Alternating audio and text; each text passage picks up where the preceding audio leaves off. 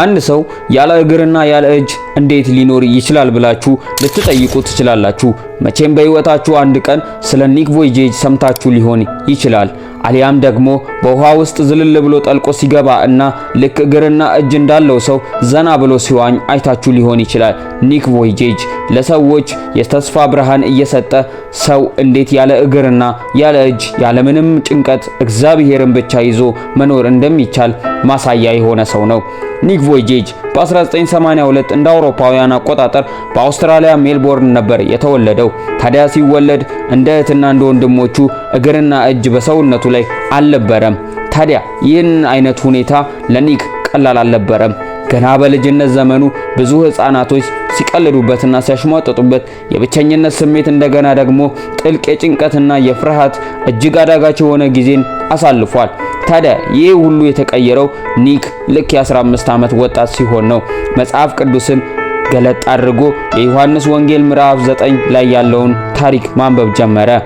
የዮሐንስ ወንጌል ምዕራፍ 9 ከቁጥር 3 ላይ ያለው ኢየሱስ ጋር አንድ አይነ ስውር ሰው የሆነ ከልጅነቱ ጀምሮም የማያይ በመጣ ጊዜ ይህ ለምን እንደሆነ ሲነግረው የእግዚአብሔር ክብር በእርሱ እንዲገለጥ እንደሆነ ያስረዳውን ክፍል በማየቱ ለእርሱ አንዳች ተስፋ ብቅ ይል ጀመረ።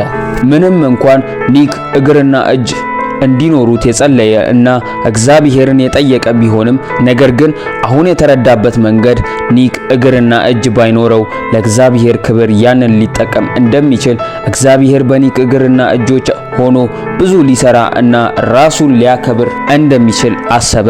ከዚያን ጊዜ በኋላ ያለ እግርና እጅ ኒክ ለእግዚአብሔር ሙሉ ማንነቱን ሰጠ። እግዚአብሔርም እንዲጠቀምበትና ፍቅሩን እንዲገልጥበት ለሌሎችም ለብዙ ሰዎች ኑሮ ፈውስ እንዲሆንላቸው ራሱን ለእግዚአብሔር አሳልፎ በመስጠት የኒክ ሕይወት እጅጉን መለወጥ ጀመረ። በቤተ ክርስቲያን ውስጥ ኒክ የእግዚአብሔርን ፍቅር እና ተስፋን መስበክና ስለ ሕይወቱ ያለው ማንኛውንም አይነት ምስክርነት መናገር ጀመረ። በዚህ ጊዜ ነበረ ኒክ ብዙ ሰዎች እያወቁትና በሁኔታው እየተደነቁ የመጡት። ታዲያ በቤተ ክርስቲያን ውስጥ ምስክርነቱን ሲያስተላልፍ ብዙዎች በምስክርነቱ ይደነቁና ተስፋ ለራሳቸው ይሰንቁ ነበረ። እስኪ አስቡት፣ በአንዳች ችግር ውስጥ ወይም መከራ ውስጥ እያሳለፋችሁ ባላችሁበት አንድ እግርና እጅ የሌለው ሰው መጥቶ አይዟችሁ፣ ምንም አይነት ችግርና መከራ ቢመጣ እግዚአብሔር ከናንተ ጋር ነው ቢላችሁ ምን ይሰማችኋል? መቼም እናንተ ጋር ያለው ችግር እዚህ ሰው ጋር ሊኖር ይችላል ብላችሁ ከምታስቡት ብታወዳድሩት ከአይምሯችሁ በእናንተ ውስጥ የነበረው ማናቸውም ግፊትና መከራ እንደሚጠፋባችሁ አልጠራጠርም። ኒክ እንደዚህ ነበር ያደረገው። እንደማንኛውም ሰው በተሰጠው ጊዜ ለእግዚአብሔር ራሱን አሳልፎ ሰጠ።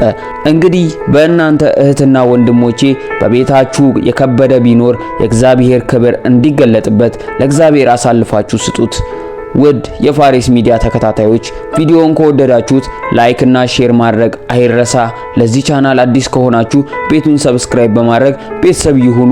መረጃ እንዲሁም እንደዚህ ያሉ የህይወት ታሪኮች በፍጥነት እንዲደርሳችሁ የደውል ምልክትን መጫን አይዘንጉ። ሐሳብ አስተያየታችሁን በሐሳብ መስጫ ሳጥን ውስጥ ያስቀምጡልን። እኛ ከወዲሁ ተሰናበትን። ቸር ሰንብቱ።